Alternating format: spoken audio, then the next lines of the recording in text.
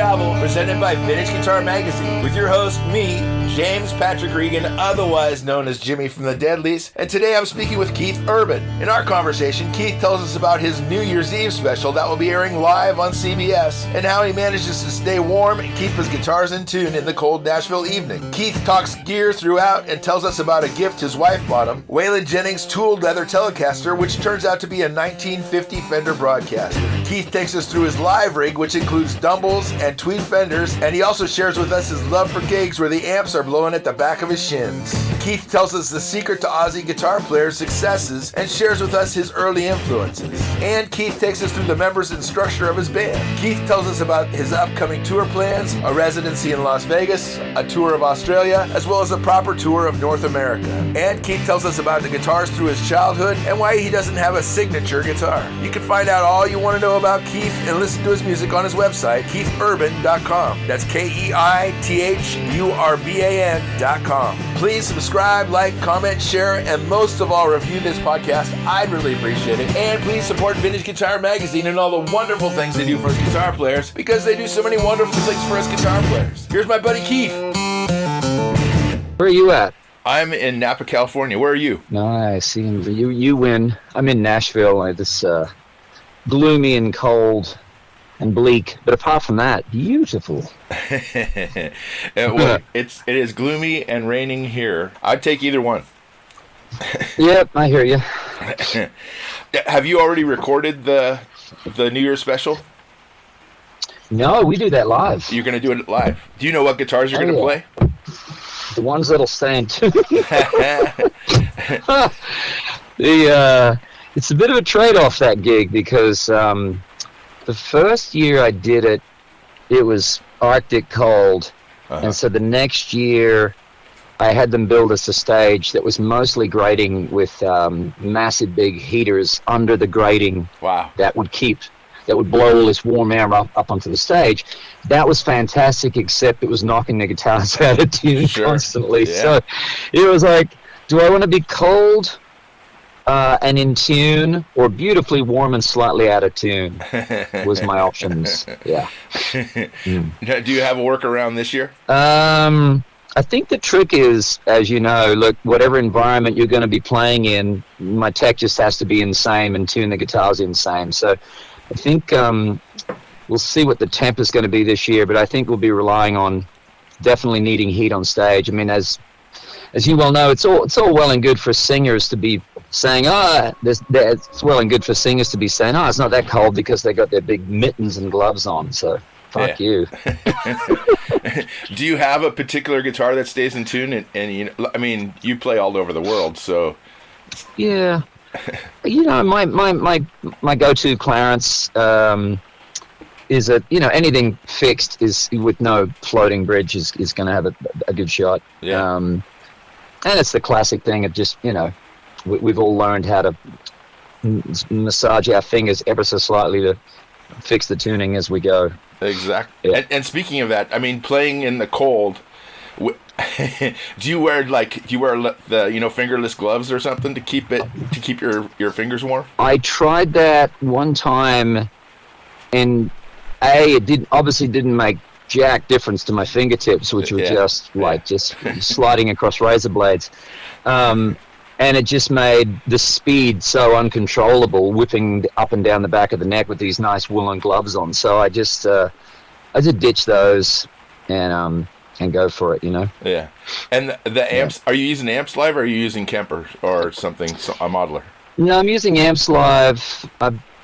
I prefer just the reaction of speakers, real speakers with tubes, whatnot. So most this year has been pretty much the same live rig. I have a Dumble overdrive reverb.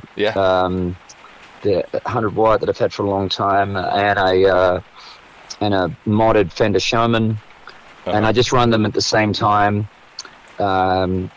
Each one has a single 12 Pacifica cab and EV speakers in it, and like I said, I just run them at the same time because they have different tonal responses, and together they sound quite good. Yeah, of course. Are the cabs off stage, or are they on stage with you? I go back and forward, although I have these tube traps that Pete Townsend turned me on to. Okay.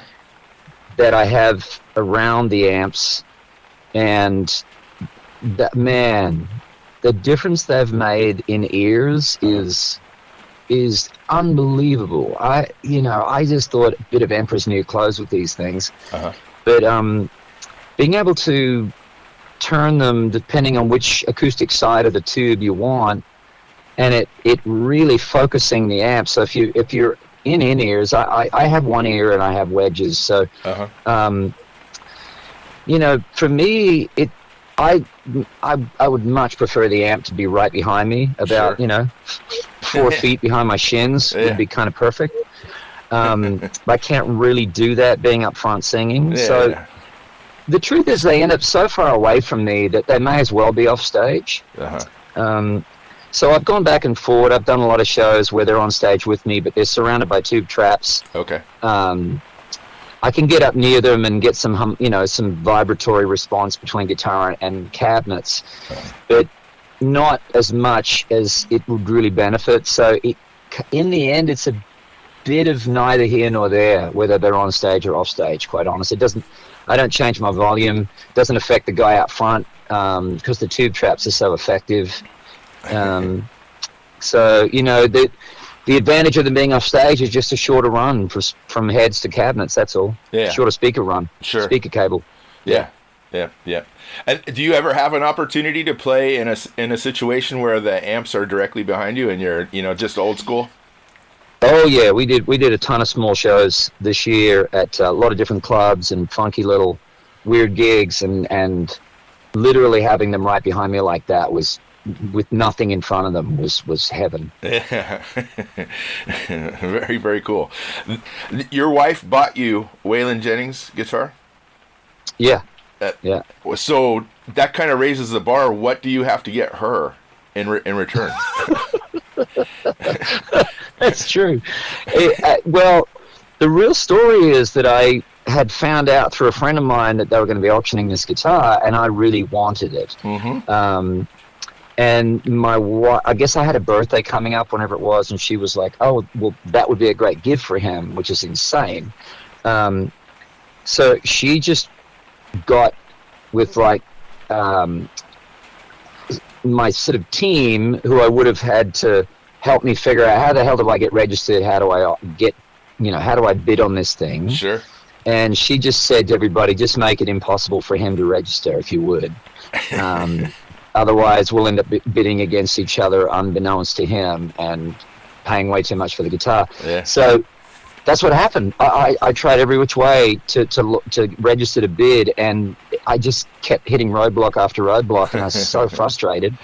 I was getting pissed off at my manager and all the people, just going, what the fuck? It can't be that hard. And the auction came and went.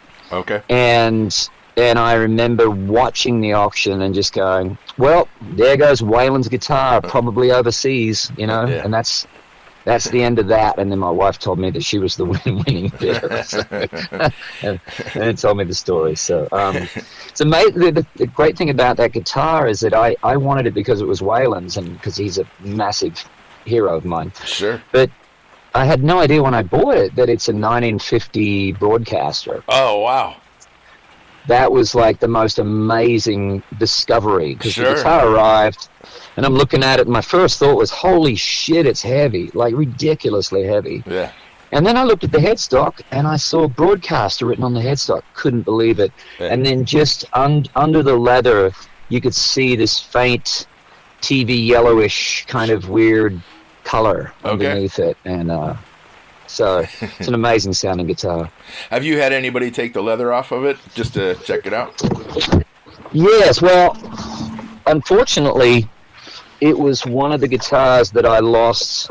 Not lost, but we had a massive flood in Nashville in 2010, and thousands of guitars of everybody's went into the river.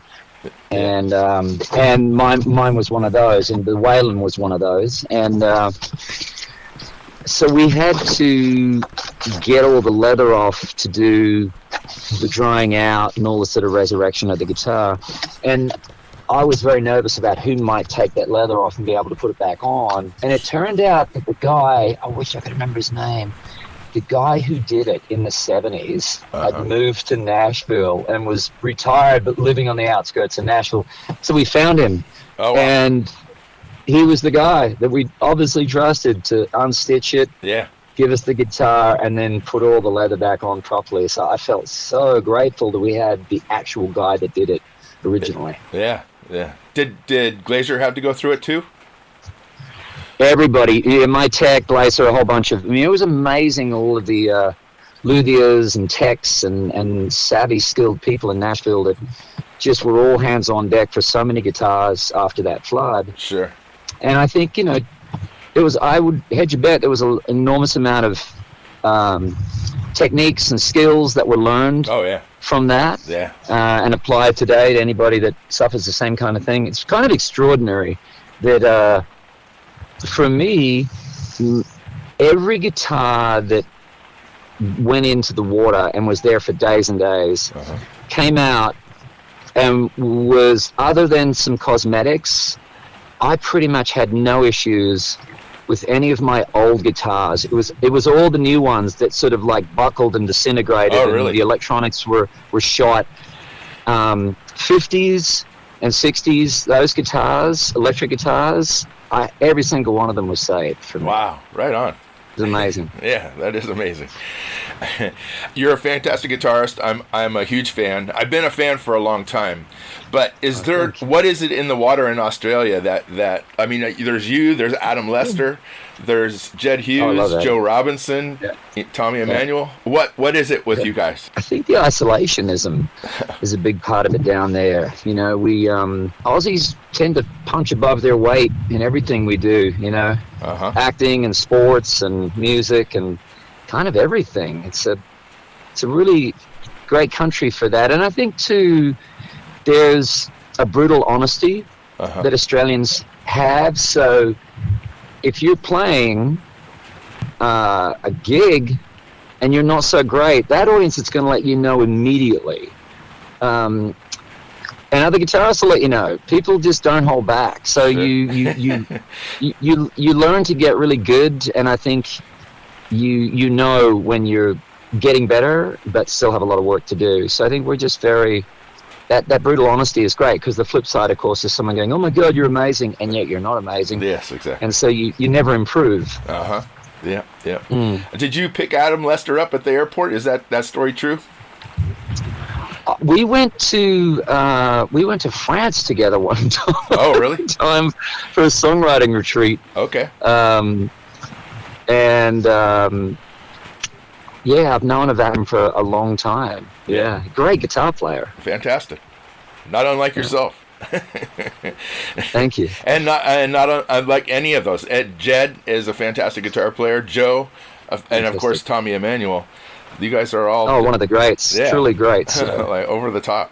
And let's not forget that. And let's not forget the Young brothers. Oh my goodness. Exactly.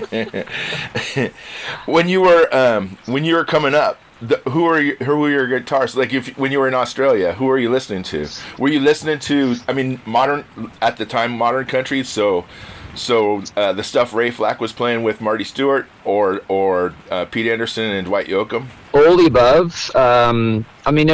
Originally, and I like to give a shout out to sort of unsung heroes, guitar players playing in cover bands in little cities and towns that I think a lot of the time influence us. Certainly for me, starting to go to clubs when I was a little kid with my parents to see cover bands, and so you get this band like Country Fever playing at the Sherwood Football Club on a Sunday afternoon, and they're just a 3-piece cover band. Yeah. And they got some guitar player in the band, and I'm like, I wish I could play like that guy, and so they're not named guitar players, but they're an early influence on me. And then I think a lot of session players that I didn't even know at the time, because you're listening to Top 40 radio in the car with your dad. Yeah. And I'm hearing really great guitar solos on hit singles on the radio, and I don't know who these players are. Like, for instance, there's a guy called Ian Berenson, or Berenson, a Scottish guitar player. Okay. And he was the guy that played the solo on Eye in the Sky by Alan Parsons Project. Sure. He played, he was in a band called Pilot, so the song's Magic. Yeah, of course. January. He's the guy that's playing all those amazing hooky riffs and solos. He plays the outro solo on Wuthering Heights by Kate Bush. Okay. I mean, his credits kind of go on and on and on, and there's a good example of a guy that was all of those solos were a big influence on me when I started playing guitar, and I had no idea A, who played them, or B, that it was one guy. It wasn't until probably in the last 10 years that I stumbled upon that, and so I reached out to somebody who might know Ian, because I just wanted to make contact and tell him how much I loved his playing. Sure. And it turned out that he had developed dementia. Oh, no. And was in really late stages of it, and it was heartbreaking for me. But I got to have contact with his family and said, well, he was a massive influence on me, and they were like, oh, he would love to know that, Sure. You can't really tell him that, but he would love to have known that. So absolutely. Lots and lots of different players for different reasons. But Ray Flack, for his work with Ricky Skaggs, first chicken picking dude, for sure. Malcolm Young, as to me, the greatest rhythm guitarist ever lived, period. And I think it's important to have rhythm heroes, not just lead heroes. Oh, yeah, absolutely. And so, in your band currently, how many total guitar players do you have? 2 right now. Okay. Really, me and Josh Kearney, who is my other main electric/acoustic guy. Nathan Barlow plays guitar as well, but he plays more keys and bits and pieces. But Josh is a real soul guitar player. Sure. Really. It's great player. Yeah. I saw the Jimmy Kimmel clip, and there was you and 3 other people playing guitar at that moment. Oh yeah, and then I got Maggie Bogg, who is more of a fiddle player, plays a little bit of guitar, a bit of banjo. She's sort of a utility player, really, and singer.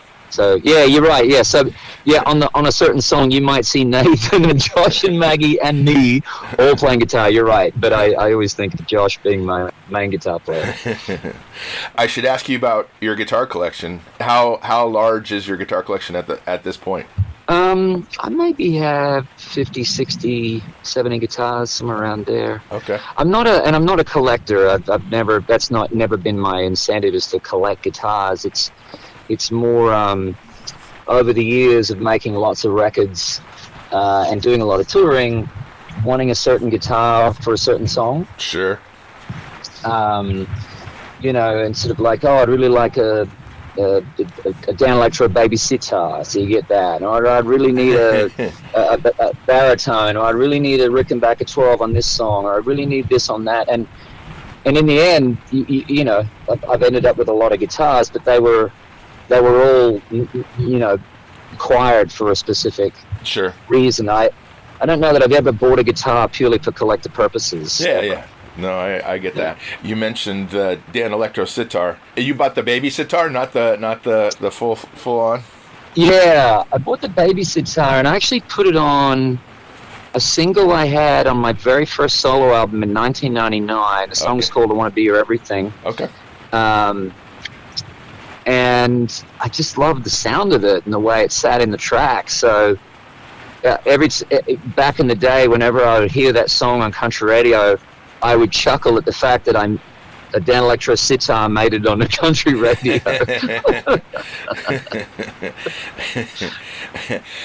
You start your tour in February, the big tour? We're finishing up our Vegas residency in February. Okay. We've got another 5 dates out there.